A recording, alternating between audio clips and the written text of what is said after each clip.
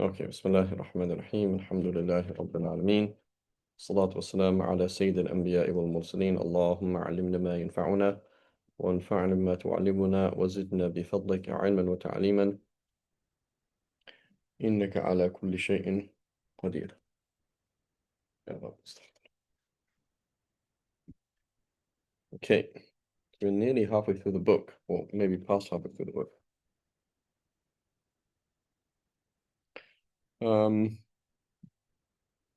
we mentioned last week we were talking about wrongdoing, and so we mentioned a key concept. If you avoid harming other people and including yourself, and you avoid wasting time, and you make sure that you're doing the fard and the key sunnahs, you're doing fine. What do many people do?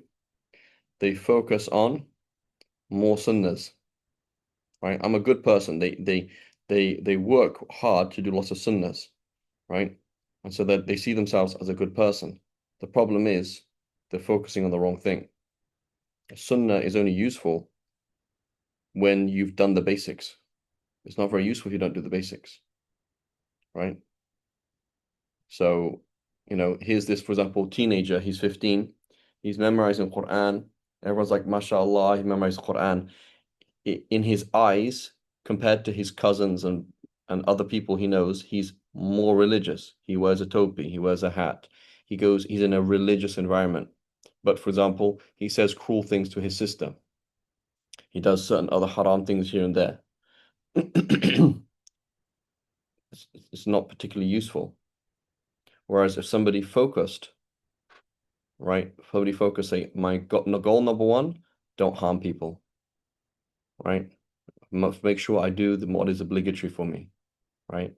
So, for example, he's memorized the Quran, but his dad told him, make sure you study for your chemistry test. So he studied 50%. So he prioritized something that was extra over something that was fundamental. And he felt good about it because people recognize his religiousness. And people are like, oh, mashallah, you'll be leading the prayer soon. So then he keeps confirming the idea in his head that he's religious, and people say that he's religious. In reality, he's not religious, meaning he's actually close to Allah subhanahu wa ta'ala. Right? So avoiding harm is the big thing, right? Polygamy. Bismillah, go ahead, knock yourself out, brother. Don't harm anybody though, okay? So if you can have 4 wives and not harm anybody, Bismillah, go ahead. But don't harm anybody, right? And we also mentioned last week that sometimes people feel harmed even though they're not harmed. That's true. So somebody may feel harmed even though they're not actually being harmed. That's something else. But the default is this is the number one thing. It's like, don't harm people. Are you harming people? Yes. Are you putting too much on your plate that you harm yourself? Yes. Are you putting too much on your plate that you're harming other people? Yes. Okay, it's not a good thing. So focus on not harming people. Focus on making sure that you're doing your obligations. What are the things that Allah is going to ask me about? Am I doing them? Right? What are the things that are, so again, all I'm interested in, someone like myself, right? Let's say Fareed Dingle. Fareed Dingle, all I'm interested in is how many people come to my classes. All I'm interested in how many answers I do on Q&A. All I'm interested in how many people notice me on Instagram, right? And I'm not interested in showing off. I'm just interested in spreading good. Like, oh, I'm doing lots of good. That's fairly irrelevant when you compare it to your relationship with your kids, your relationship with your wife. Because that's the main thing, your relationship with your parents. That's the bigger barometer of who you are. That's a bigger barometer. When we start asking questions, we're like, oh, that's not very good. So these are these key things. Avoid harm because harm will be darkness and judgment day. Look at your life. Who am I harming? Right? Who am I harming? Marriage as well. Should I get married or should I not get married? Go ahead and get married as long as you're confident you're not going to harm anybody. If you're not confident you're not going to harm anybody, don't get married. Right? Many 30-year-old, 40-year-old men are so immature that they actually harm people, right? And the parents help them harm people. Does that happen, right? Right? He's a big baby and he's always right. And so he's going to get married because he has the money or because he has the connections or because he has a Western passport or whatever it is. And he should go around harming people, right? And then he goes on Umrah. So lots of people do lots of good deeds. They read Quran, they go on Umrah, they give sadaqah. But very, very few people avoid the haram, which means the haram in general, things that Allah's made haram for you, and wronging other people. Is there a right that somebody has over me that I have not given? Right? Super important. Right? Super important. That we're scared, like, oh, does somebody have a right over me they have not given? This is really, really important, right? As opposed to everything else. So as much Quran as you can do, fantastic. As much sadaqah as you can give, that's fantastic. But if you're not focusing on the actual things, the actual tests on the exam, it's a bit of a stupid thing to do. Because these are the actual questions. Have you given people their rights? Have you avoided the haram? Great. Then everything else is extra. But if you have the extra but you don't have the fundamental, it doesn't mean anything. It doesn't help you, right? So the Prophet ﷺ told us, right? He told us about the bankrupt person on Judgment Day. I'm sure the hadith is going to come up. The bankrupt person. Who is the bankrupt person? It is exactly what I just said. He comes and he's prayed tons and he gives lots of charity and what is it? And he fasts a lot, but it's all just taken away from him. So he's bankrupt on Judgment Day. Whereas had he just focused on avoiding harm. Am I harming anybody? Is there somebody in my life that I'm harming? Right? Again, case of divorce. Are you harming your wife on a regular basis? Yes. Is your wife harming you on a regular basis? Yes. Is it getting better or worse? It's the same. Okay. So if you're just involved in major haram on a regular basis, even though you're quote unquote religious, she wears hijab, you have a beard, doesn't even mean that much. Because on a regular basis, you're saying things to her and doing things to her that harm her. She's doing things to you and saying things to you that harm you. It's like just happening all the time and it's not going anywhere and you're not trying to fix it and nothing's being fixed. Yeah, it's probably better to just avoid the harm. Because there's just harm all the time. Right? May Allah protect us all. So really important thing. Shaitan will come to you and say, make sure you go to the class of Adab al-Mufrad with Sheikh Farid Dingle and listen to this amazing lesson. That's great. But the angel comes to you and says, there are certain things, you're going to die tomorrow, and there are certain things Allah is going to ask you about. And on that list is the rights of other people. Are they fulfilled? That's really important. Paying your electricity bill is way more important than a class like this. Way more important, right? Making sure that you didn't park too close to your neighbor's curb, and when they do mind and they do take offense to it, and it is their right, is way more important than anything else, right? So may Allah protect us all. And then our family. Are we harsh in the way we speak to people? Are we continually harming them? Are we rude? Are we not giving them their rights, their conjugal rights, their financial rights, whatever it is? Much more important. May Allah protect us all. Okay, so we did that hadith. We were on hadith. Okay, I believe we're on hadith 486. 486. Is Mustafa here? I'm here, Assalamu Wa alaikum salam wa rahmatullah. Okay, inshallah, let's read. So, أعوذ بالله من الشيطان الرجيم بسم الله الرحمن الرحيم.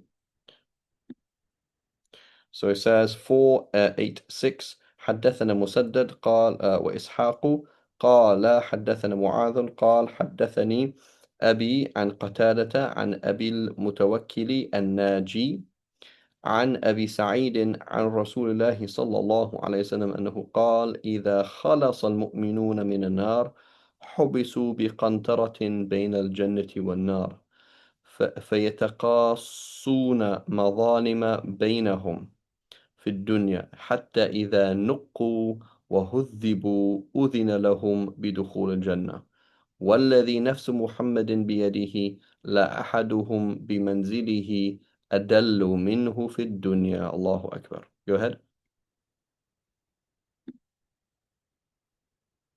So 486. He reported that the Messenger of Allah, may Allah bless him and bear him peace, said, when the believers are saved from the fire, they will be stopped on a bridge between the garden and the fire.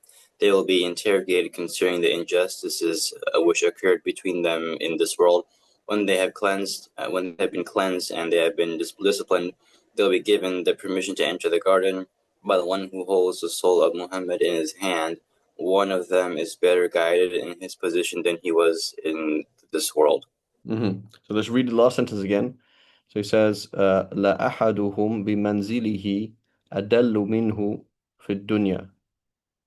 Uh,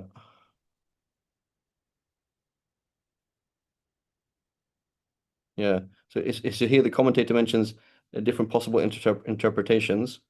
But Allahu A'lam, what it means is you have a better understanding, you have a better idea of what to do and how you are in that situation now, right? So I've given you the answer key. I've given you the test and the answer key. You can already grade your test, and you're saying, "Oh, I wonder what grade he's going to give me," right? So what's the point? The point is, oh, just ignore it and go and do lots of good deeds. That's what people like to do, right? You mess up on what you have to do, and you just try and find some other solution, right? Try and find some other solution, right? This is a teenage mentality. You have a problem in your life, go and do something else and just kind of forget about it, right? And so one possible interpretation is you have a better understanding of what it's going to be like at that point now than you do there, because right now you can see who you're wronging and you can fix it. And you can go to them and say, I'm really, really sorry. I said this to you. I did this to you. I said this to you. This to you. Please forgive me, right? And I want to change. Help me change, right? As opposed to then, because you can't, right? May Allah protect us all, right? So really important. If you're not going to do a job, right? So this is, for example, classic thing with young people. Put too much on your plate.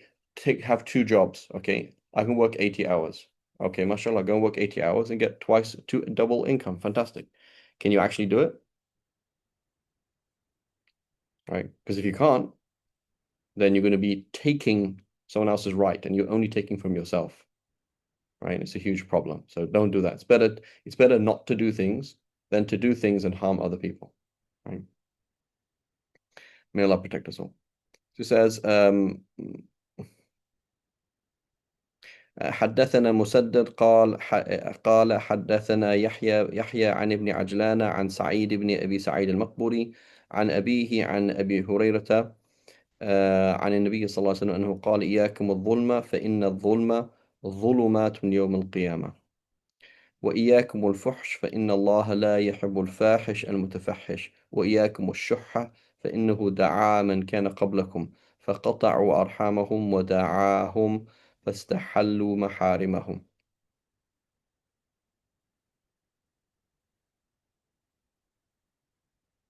487. بسم الله. Abu Hurairah reported that the Prophet, may Allah bless him and grant him peace, said, beware of injustice. Injustice will appear as darkness on the day of rising. Beware of coarseness. Allah does not love those who are coarse and foul-mouthed. Beware of avarice, for it destroyed those before you. Avarice, being cheap. Beware of avarice, for it destroyed those before you.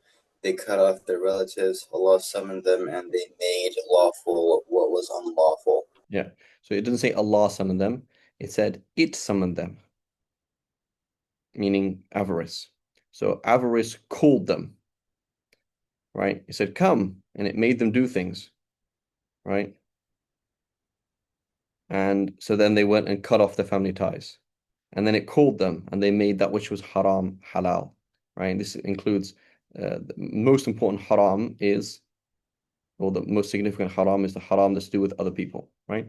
And then another key thing is, okay, you drink alcohol, you continually criticize somebody and make them feel bad. You stand before Allah on Judgment Day, having had not repented from drinking alcohol. Allah subhanahu wa ta'ala says, what should I do with you? You're like, yeah, Allah, I don't know. Allah subhanahu wa ta'ala says, khalas, I've forgiven you. Allah subhanahu wa ta'ala has no need to punish us. So when you've wronged yourself, it's between you and Allah. Allah subhanahu wa ta'ala is Arhamar Rahimeen, right? We don't rest on that, but it may well be that Allah subhanahu wa ta'ala just overlooks it. As for the wrong, you continue hurt people's feelings, continue criticize them, continue picked on them, continually took things from them, continue made them put them in an awkward situation, whatever it is, right? Allah subhanahu wa ta'ala will not overlook that. He says, I'm too just to overlook it. I will let the other person judge, and he is in need, right? They're in a desperate situation, right? So it's the daughter, for example, the daughter-in-law who was continually bullied by the mother-in-law, or vice versa, right? And she will be in a situation like, yeah, Allah, I actually have a lot of problems. So I do want every single thing I can get out of this individual, right? So it's really important to understand that, right? We really cannot afford to wrong people because on Judgment Day, they will not forgive us. They're not going to forgive. They're not going to be in a situation where it's easy for them to forgive us because they're going to be in a fix, right? So they will say, "Oh, you owed something by Farid? Yeah, I'll take it. Take everything I can because I'm in a situation. Everybody is in a very difficult situation, right? So it's not you know, and if wrong has happened, we repair things, right? Say, hey, I'm sorry I did this. Please forgive me. Have you forgiven me? Like, please forgive me, right? And say, yeah, I've forgiven you. Okay, خلاص. Okay, right? Or they're like, you know, and try and compensate somehow because this is the time to fix things, right? This is the time to fix things. If you cannot give someone their rights, okay, I can't actually give them their rights. Sometimes you have a choice. Like, for example, I'm just not capable of being polite to my dad. Like, my dad just freaks me out, so I just can't be polite to him. So what should I tell him? Like, at least try then, right? Just say, please, dad, I'm really, really sorry. I'm trying my best. Please make dua to make me have adab with you, ya Allah. Yeah, or dad, please, I'm really, really sorry. And you keep asking, like, there you don't have a choice. Okay? In other situations, it's like, this is actually really, really bad. Like, I'm not actually able to give you your rights. Can we please stop this? Like the contract that we have, the marriage, the something, right? So, you know, people often, again, the classic Eastern mentality is, oh, you know, it's bad to get divorced. It's true. Divorce is not a good thing, right? You are supposed to fix it. You're supposed to man up and say, I have no idea, but let us try 20,000 times to fix this thing and have good akhlaq, right? Show that despite the difficulties, we made it, right? This is the big thing we can do. Okay, you have failed and failed again and failed again and failed again and failed again and failed again and failed again, and you're just causing more and more harm to everybody. And the harm is getting more and more and more. So you go to the person and say, listen, I'm harming you, you're harming me, khalas. Okay, let's just stop. Right? It's not about I want to get out of this relationship because I'm sick and tired. It's like I actually am harming you, you're harming me, and this is we're just making Judgment Day very difficult for ourselves, right? Now the best thing obviously is to fix it, right? Forgive each other and say, listen, let's start again for the 8,000th time, right? That's the best thing. But if you can't do that, and some people just can't do that, it's better to avoid harm, right? So avoiding harm is better than trying to achieve benefit. That's a principle in fiqh, right? Okay, Bismillah. 477. حدثنا عبد الله بن مسلمة قال حدثنا داود بن قيس عن عبيد الله بن مقسم عن جابر عن النبي صلى الله عليه وسلم أنه قال إياكم الظلم فإن الظلم ظلمات يوم القيامة واتقوا الشح فإنه أهلك من كان قبلكم وحملهم عن سفكوا دماءهم واستحلوا محارمهم. So 488. David reported that the Prophet, may Allah bless and grant him peace, said, beware of injustice. Injustice will appear as a darkness on the day of rising. Fear, avarice, it destroyed those before you and caused them to shed one another's blood and to make lawful what was unlawful. So when you say maharim, right? Mahram, for example, also means the word like your sister is your mahram, right? Like you can never marry her. So the same thing, that's the word that's used. So they took the things that were haram from them from other people, and they took the women from other people who were not halal for them, right? That's part and parcel of it. Like jealousy and love of the dunya made people take people from other people that were totally haram for them. Right? You can't do that. May Allah protect us. Okay, so 489. So it says حدثنا سليمان بن حرب. And then the key thing as well is part of our iman is, as we just mentioned, Allah subhanahu wa ta'ala will not overlook the oppression of oppressors. So you're like, oh my God, look at the Muslims, this is happening to them, that's happening to them, this is happening to them, that's happening to them. Don't you dare imagine that Allah subhanahu wa ta'ala will let it slide. Allah subhanahu wa ta'ala is letting it slide now, that's all. But that's all. It's just outwardly. But every single tear, every single drop of blood, every single feeling, it will be made back, be paid back. Every single thing, not a question, right? Every single thing. And that's as well helps us deal with difficulties, right? So if you cannot protect yourself from harm, you are being oppressed and there's no way out, then Alhamdulillah Rabbil Alameen, say, Allah subhanahu wa ta'ala, I've done what you've asked me to do, and you have willed that I'm in this situation where I'm being oppressed. I accept this from you, Allah subhanahu wa ta'ala. I'm very happy that this will raise my ranks in Judgment Day, and Judgment Day, everything will be put right. Every single thing, right? But repeat though, many people feel wronged when they're not wronged. Okay? Many people feel wronged, but they're not wronged. So I'll give you an example. Mustafa, right? How old are you, Mustafa? I'm 16. You're 16. Okay.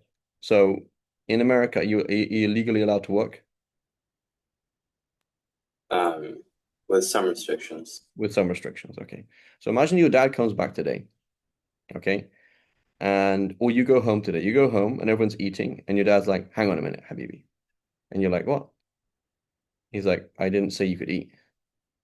And you're like, okay. Okay, suddenly I can't eat at the dinner table. And then he's like, yeah, and I also you need to pack your bags. I'm like, okay, well, we're going on a trip somewhere? He says, no. So what's happened? He says, you're gonna move out. So why?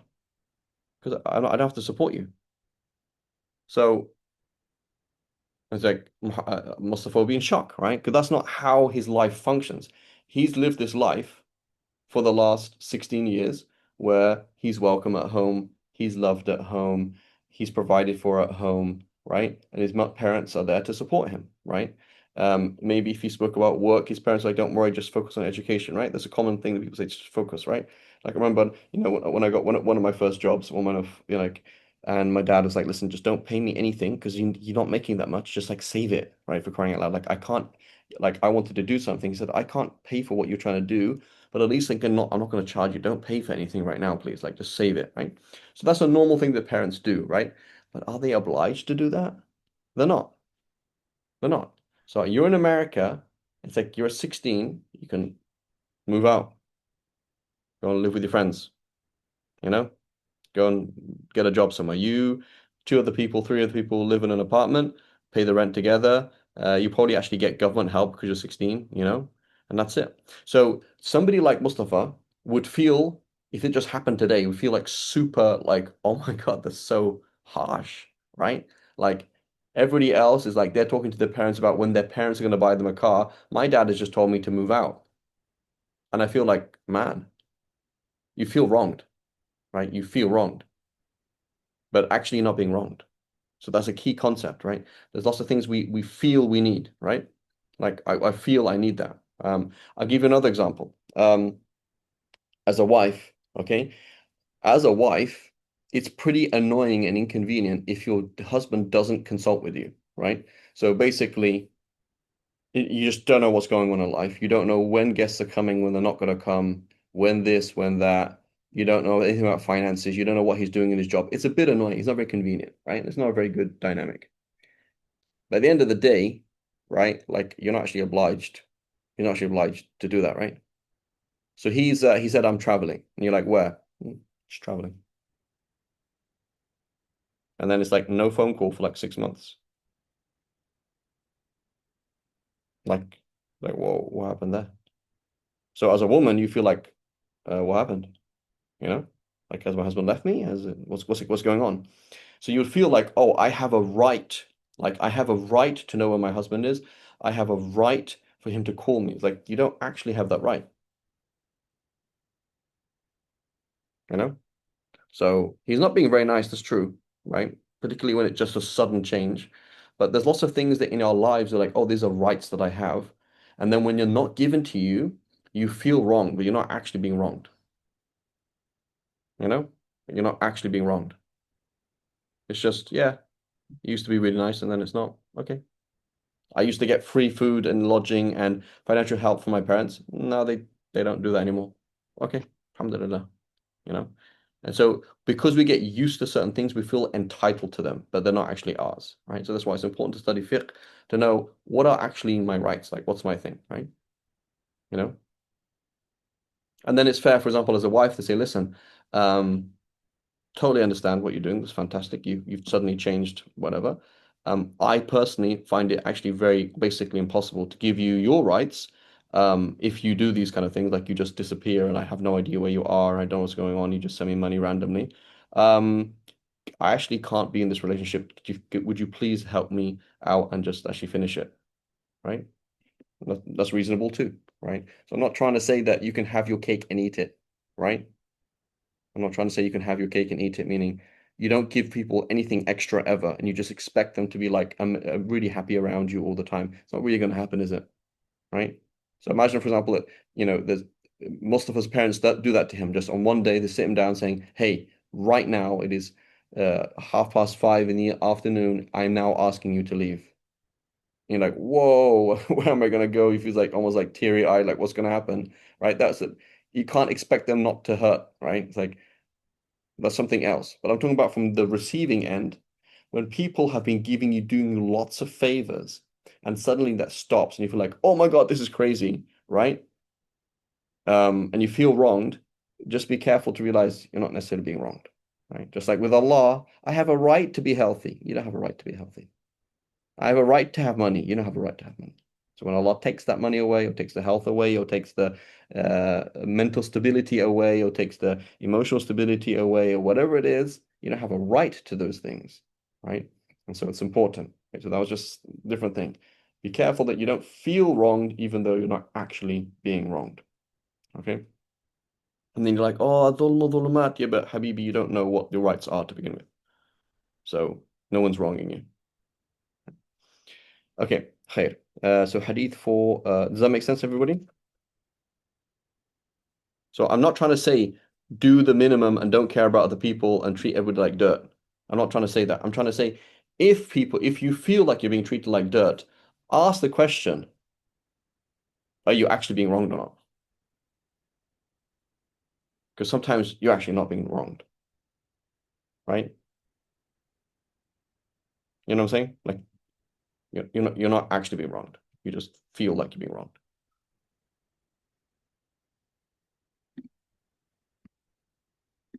Okay. So 489 بسم الله الرحمن الرحيم حدثنا سليمان بن حرب قال حدثنا حماد بن زيد عن عاصم عن أبي الضحى. So again, just going practical things with teenagers, right?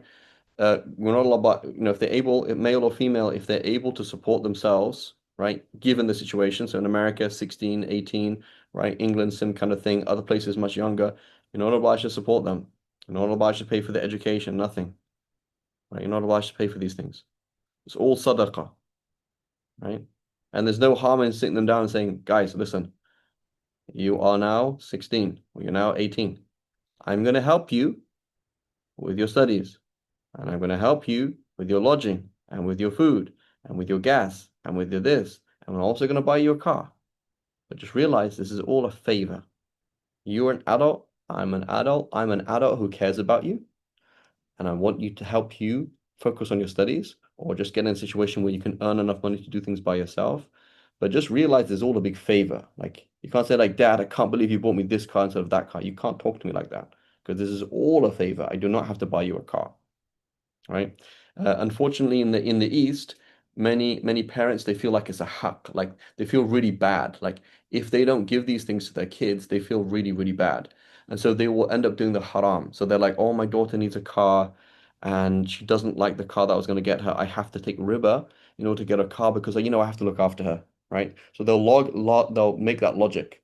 The culture and the relationship will make them feel pressured into getting lots of money for them and take an interest loan in order to buy a car for their daughter.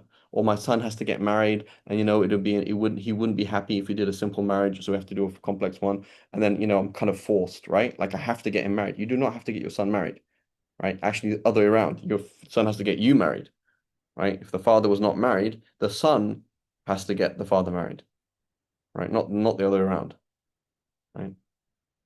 So here's again, Mustafa's like, imagine for example, or someone like Mustafa, right? There's a kid who's like 18 and his mum passed away like 10 years ago or something like that. And his dad wants to get married at 50 and he's like 18 and his dad's saying, oh, you got to get me married. Like, what are you talking about? I gotta get married. Why? I got to get married. I'm the one who's young. Like, why are you going to get married? But that's actually a wrong understanding, right? Part of the financial obligation towards your parents is to get them married because it doesn't cost anything to get your mother married. You don't have to get it, you don't have to pay for anything because she just gets married and that's it. But for your father, you have to get him married. Like if he's not able to get married, that's part of your financial obligation towards him to support him and help him get married and help him support his wife and help him support his kids, etc. Right? So it's it, for many people that'll be like really weird, you know? Like that's really weird or strange or and then if that was asked of them, they would feel wronged. Like subhanAllah, I'm the one who's young, you're the one who's old, you're the one who's supposed to be helping me out. Like you have a, you know, that doesn't make sense and you feel wrong, but you're not actually being wronged. You just don't understand the dynamics at all. Does that make sense?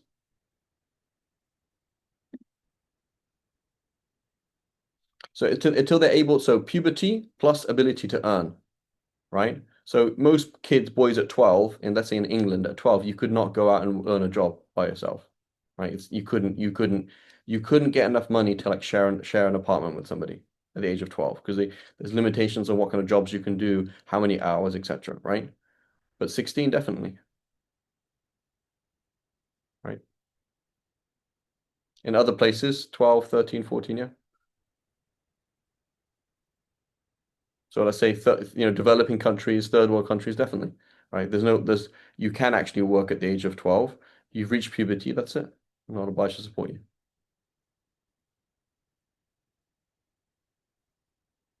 And it could also be haram to support them. Why would it be haram to support them? And this is important, a very important concept. So there's a guy, he has 8 kids. The eldest ones are 14, 16, 17, and 18. The younger ones are much younger. Okay, and he's financially struggling. And he lives in Gambia. But he insists on supporting his older boys. Why might it be haram?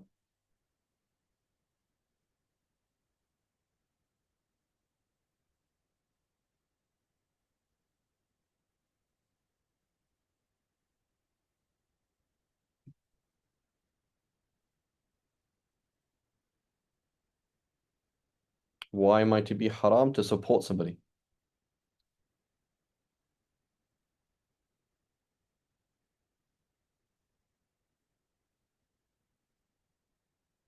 It harms others. How would it harm others? So he has 8 kids. The oldest ones are old enough to work. And he's paying for their food and paying for their school and paying for the this and paying for the that, right? Could. But what if you're taking the money away from other people you are obliged to support? So this is a really, really important thing. Nice people try and do nice things, but they do nice things in the wrong way. So they end up doing haram, right? So you don't distinguish between who you're obliged to support and who you're not obliged to support. So then you support everybody equally. And then the people who you are obliged to support are actually suffering because you're giving sadaqah. And you think you're doing what is good. And you think you're doing your job. You're not. So the older boys, they can work. Let them work. They're able-bodied.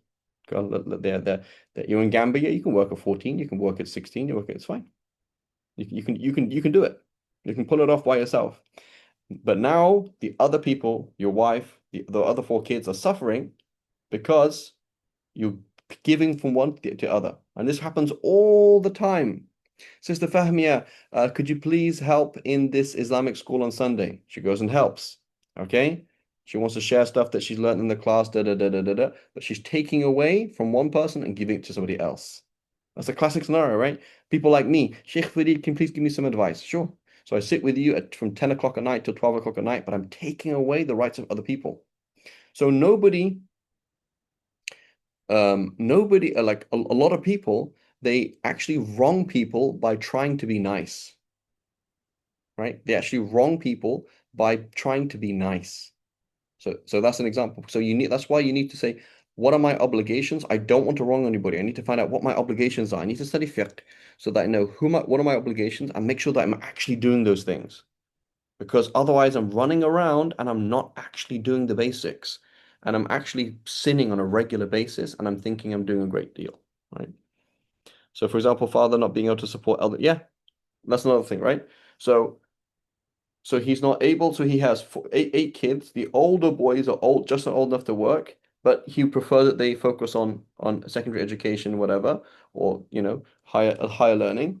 And so he's supporting them, giving sadaqah, which is essentially charity, and but he's not supporting his parents and the younger kids properly, right? So that's not right. You've put the good in the wrong place, right? You've done things in the wrong way. Does that make sense? And that was a sign of the end of time, right? The Prophet ﷺ said, sign of the end of time is that a person is harsh to his father and nice to his friend. So you put kindness in the wrong place. Nice to animals, don't care about humans, right? So you seem nice, but you're actually not a nice person, and you're actually doing wrong, right?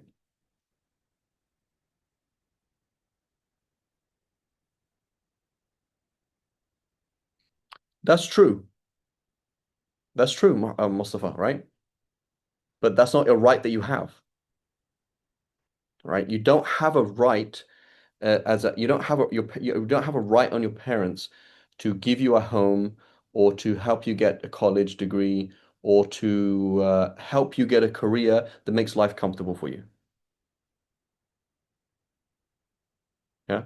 Like so that's the thing is like you ask the question, well, why not? Like, Dad, it makes no difference if I stay in your house, right?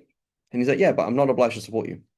You say, but Dad, if you just help me out for like the next few years, I could actually be making like three times the money and I can help you. Say, yeah, but you're not obliged to.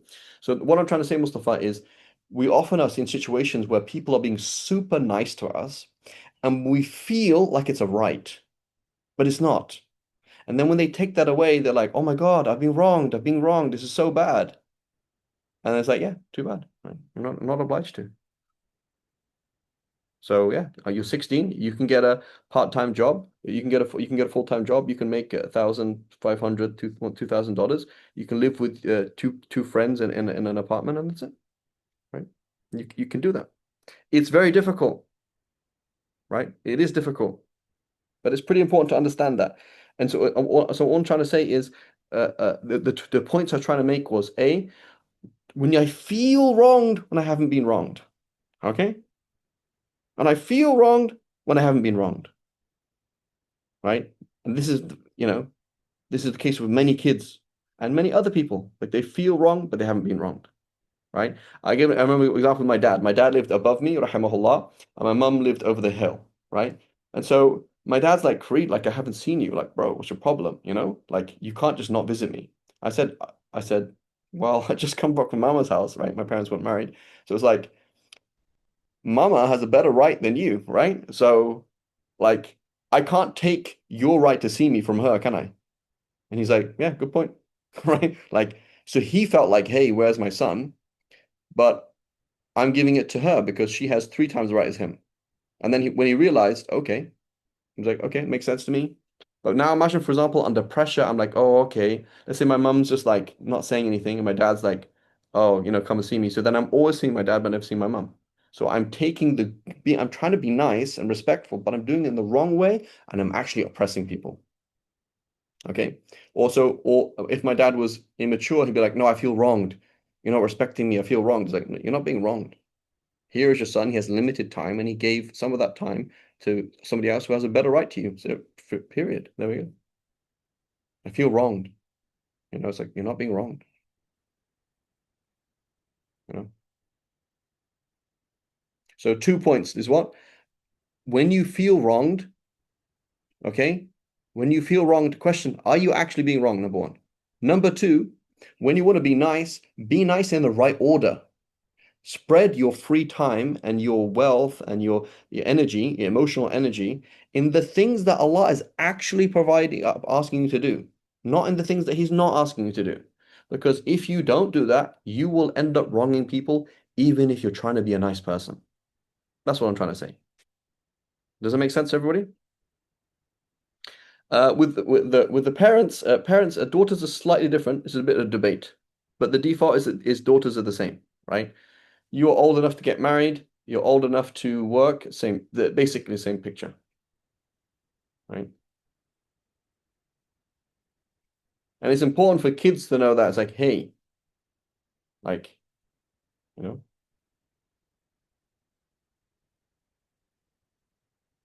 you know, Dad, you never spend time with me. Okay, Dad, you never buy me stuff. I'm not obliged to buy you stuff. I'm not obliged to buy you a bike or buy you an RC thing or buy you, I don't know. Yeah, but all my friends get these things. Yeah, but that's because you live in a consumer society and everybody gets these things, and I'm not obliged to do that. So don't feel wronged that that's not happening to me, right? My husband has never bought me an Eid gift. He's not obliged to buy an Eid gift. I feel like so bad. It's like you're not obliged to buy an Eid gift. Like not a single one ever. Nothing. It's like, yeah, he's not obliged to. I feel really bad because that's what normally happens, or that's what it's not an obligation. Right? So obviously he shouldn't say, well, I'm not obliged to, and I expect my wife to be falling over heels about me whenever she sees me and I do things that makes her feel bad. Okay, that's something else. I'm not talking about, but I'm talking about on the receiving end. I feel wronged. Yeah, but you're not being wronged, right? That's a problem, right? You feel wronged when you're not being wronged, right? Um, if anybody's watched Monty Python and the Holy Grail, Mustafa, have you watched that? No? I don't advise people watch TV. Anyway, Monty Python, The Holy Grail. No one's familiar with Monty Python? Yeah, I know it. Can you remember the beginning scene when King Arthur's coming in? He says, I'm King Arthur, and they're like, who's King Arthur? And they're like, I'm the King of the Britons. And they're like, the King of the who? It's like, yeah, the Britons. Like, I'm your king and you're my subjects. Like, oh my God, I'm being oppressed, right? I'm being oppressed. Like, whatever. It's kind of a joke about like politics or whatever. So a lot of people are like that. Like, I feel I'm being oppressed. Like, you're not actually being oppressed. And like, you're not being oppressed. Half of the time, half the time you're being oppressed, half the time you're not actually being oppressed. Like, you're just whining about nothing, right? And that's important, right? As opposed to like, oh my God, the whole world is wronging me, and I'm gonna remind them of, and it's like actually no one's done anything to you, right? There's nothing happened to you. You're just whining, right? So that's an important thing to put in your mind. Okay, khair. And there's much more to be said there. Khair. But anyway, on the giving end, as people who fear Allah, we should be extremely careful. Does somebody have a right on me that I'm obliged to give them, and then I'm not giving it to them? Very important, right? That's really big. And then don't assume rights, don't bring on rights and obligations on you that you're not going to fulfill. Don't do it. Right? Um, so if you're not going to raise your child, don't have a child. If you're not going to provide for your child, don't have a child. Right? Oh, I want to have a baby, I want to have a baby. If you're not ready to have a baby, then don't have a baby. It's okay. You're not obliged to have kids, right? Um, Pets. Oh, I want a German Shepherd. Okay, how are you gonna look after this German Shepherd? I don't know. It's cool. Okay, are you gonna travel a lot? Yeah, you're gonna travel a lot. So you want a German Shepherd, or you want some kind of dog that needs to move around a lot, and you're not gonna take it on walks? No. Then, and you're not gonna be its friend. Like it's a social animal. I don't know. Okay, well, what's the point then? Like, don't get a pet if you're not gonna look after it because you're just gonna wrong it, right? And you don't want to meet Allah having had wronged a flea, let alone a human being. May Allah protect us all. Because Allah subhanahu wa ta'ala will overlook your own sins, inshallah. Say, Ya Allah, please forgive me. I'm sorry I messed up. Allah subhanahu wa ta'ala doesn't need to punish you, and He may well just overlook your sins to yourself. But what you did to the flea, or what you did to the, I don't know, to the cat's tail, or what you did to the the the curb of the neighbor, or the grass of the neighbor, when you plucked one grass out of your neighbor's grass, Allah subhanahu wa ta'ala is watching you, and Allah subhanahu wa ta'ala will present that to your neighbor on Judgment Day and said, Fakhri plucked out a blade of grass from your nice mowed lawn. And you're like, yeah, Allah, like, really? It's like, yes, every single thing will be there. Every single thing. And then you were like, oh man. And you say, yeah, oh man, right? May Allah protect us. A flea, yeah. A flea, for example, you had a flea, okay, and it was dying. You were about to crush it, and you half crushed it on purpose. So then it kind of died slowly. It took like 3 seconds longer to die. Okay, if you have a flea, kill the flea in a proper, effective way, and that's it, right? But you didn't, right? The cat's litter need to be changed. And the cat, the cat was trying to, you could hear the cat going to the litter thing and it's like continue trying to scrape someone. It's very uncomfortable. And it's like, and you're like, oh, it's okay. We'll just go and come back. And it's like, you left the cat in distress, you know, or the cat didn't have water for some time or whatever it is, right? You put the thing in this situation. Um, the rat, there's a mouse in a mouse trap and you didn't just kill it. You just left it there and it died slowly, right? So yeah, it's big issues, right? These are not small issues at all. So what we do is we take big issues and we make them small, and we get small issues and we make them big, right? And it's like subhanallah, right?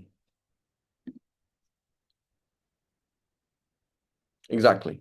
Merciful and also have compassion. Do you feel sad that the flea had to die? Yes. If I feel compassion, like it hurts me that the flea had to die. But I'm gonna do it, right? That's like I just like it hurts me. Like imagine if you're like, yeah, I love it. I love seeing animals die on Eid. Like I just love the fact that they suffer. I love that part when they like breathe their last. Like you're a sadist, you're messed up, you're horrible. What is the opposite? Like it hurts me that the sheep has to die, and I have compassion, and I wish that sheep didn't have to die. But it's what Allah loves, and I'm happy for that. And ultimately, it's good, right? As opposed to I don't care. Right? So rahmah, we spoke about a whole section of rahmah before, right?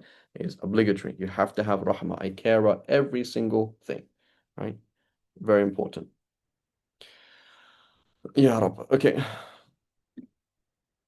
Ustad, for the sins against human beings in the process of Tawbah, we have to make amends exactly. Yes.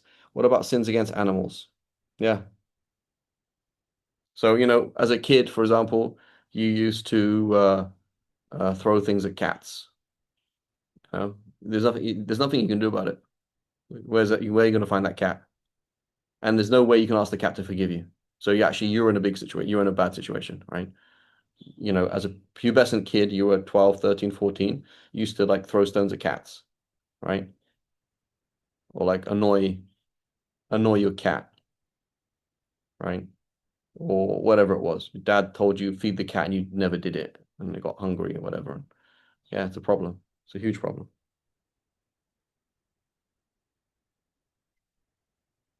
So this is the problem, is that people don't think that's a problem, right?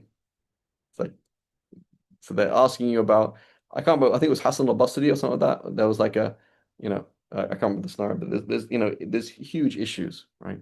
Huge issues. Yeah, so just plead and say, Allah, please forgive me, and Allah, please. But what's going to happen on Judgment Day is this following is going to happen. You say, okay, mashallah, you went on Umrah.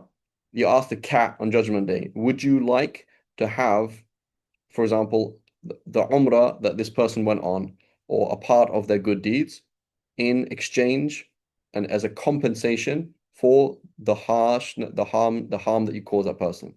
And they say, I accept. Then you're like, dude, like I went on Umrah and I lost all of it because I stepped on a cat, or I kicked a cat, or I said stupid cat, or I don't know, um, or I parked or I let my kids play on my next door neighbor's lawn while they weren't there, and I wouldn't normally do it because my next door neighbors do mind, right? I didn't look after my kids properly, let them eat junk, didn't have them wash their teeth, right? So that's the haqq that your child has over you, and you're thinking about I need to pray my sunnahs, right? It's like no, it's actually more important to have your kids wash their teeth because the haqq that they have over you. right? So what this means is you walk around the world like this. I don't want to harm people, and I'm very, very careful of harming people, right? And you become a very nice person. As opposed to, I don't care because I'm a religious woman anyway. I'm a religious man anyway. I can do whatever I want to anybody. And that's what many people are like that. Many people like that. I'm religious, right? I can abuse people, right?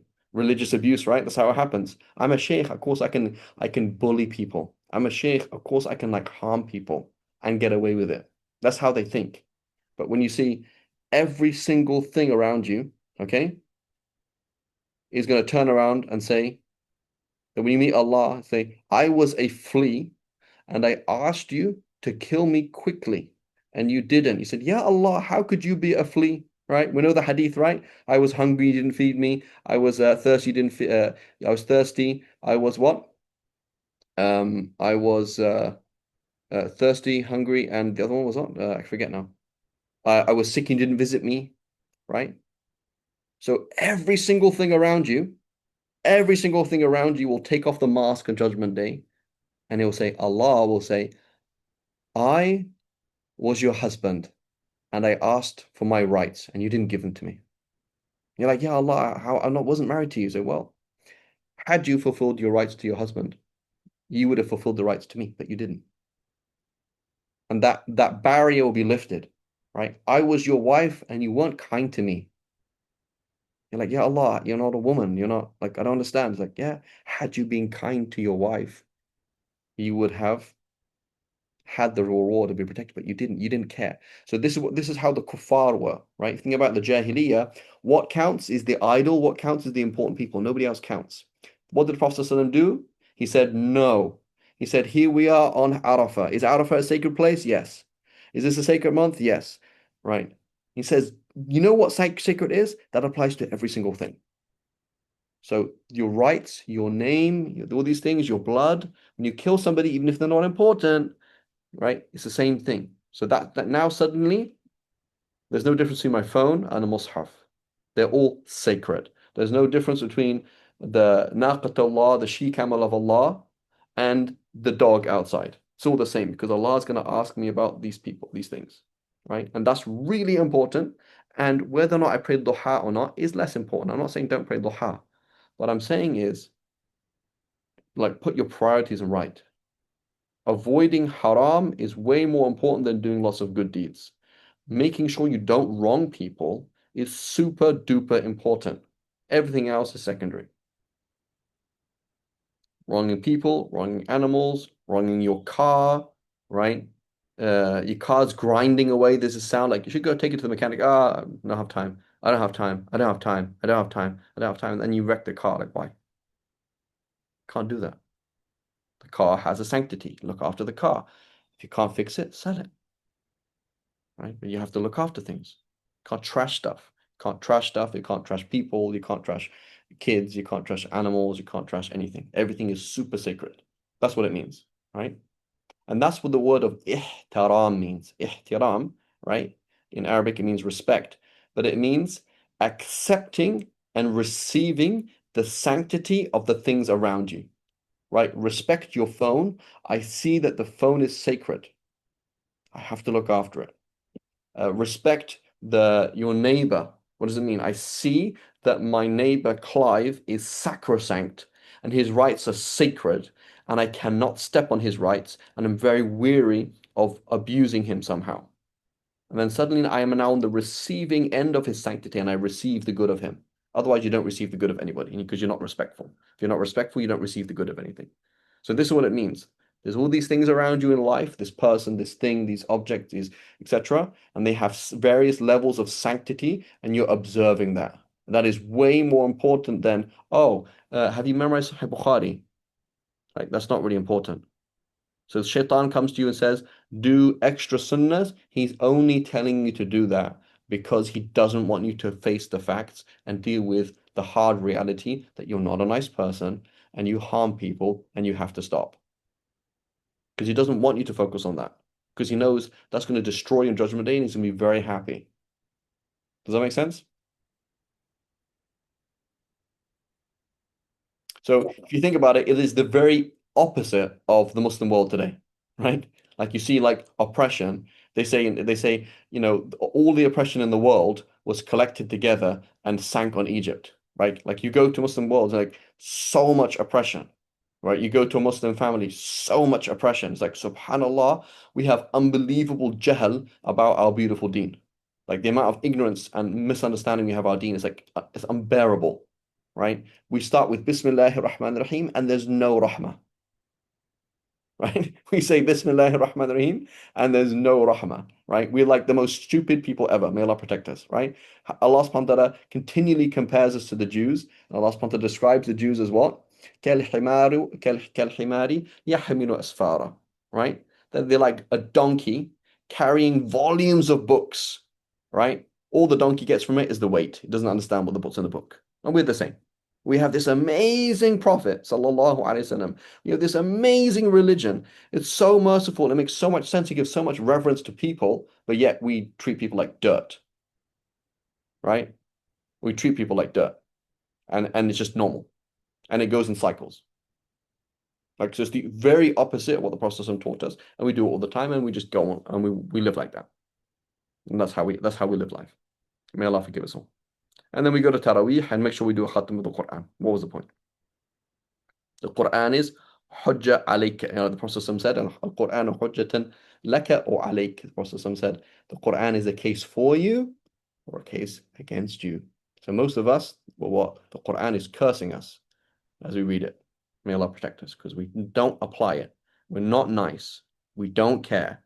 We don't fear Allah concerning other people's rights. We don't have taqwa, right? We just want to label ourselves and say, I'm a good person. I have a beard. I'm a good person. I wear shell kameez. So I'm a good person. I was in the front row of Fajr. Fantastic, right? But it doesn't really help you on Judgment Day because there's so much oppression that you're doing to other people, right? And repeat for the 8,000th time. Number one barometer is when you go home and close the door, or when you go home and close the bedroom door. Like that's where akhlaq count. How are you at home? We don't care about how you are on Zoom, Sheikh Farid. It means nothing. Every sheikh is amazing. Oh my God, this sheikh is so nice. Let's see how Farid deals with his kids. Let's see how Farid deals with his pets. Let's see how Farid deals with money, right? When behind the scenes. Let's see how Farid deals with criticisms from other people. Let's see how Farid deals with his wife. Then we can start talking of what is Farid. And the same thing for every single person in this class listening is like everything is fantastic until you deal with your family. Like, oh, but my family are like this. It's probably you, right? Or my husband's like this. It's probably you. But my wife is like this. Yeah, but it's probably you, right? And so these are really important things. And these are the major things we need to focus on. Am I wronging the people around me? Ya Allah, please show me. If I'm wronging the people around me, please show me and please help me correct them and please help me change. Because I don't want to be on Judgment Day and having to answer for all the oppression that I've given to the people around me. Okay, so I will stop here. Inshallah, we'll stop here with four. We only did like two hadiths today, I believe, but very important concepts. May Allah forgive us and protect us all and show us our faults and enable us to change. Wa sallallahu ala Sayyidina Muhammad wa ala alihi wa sahbihi wa sallam.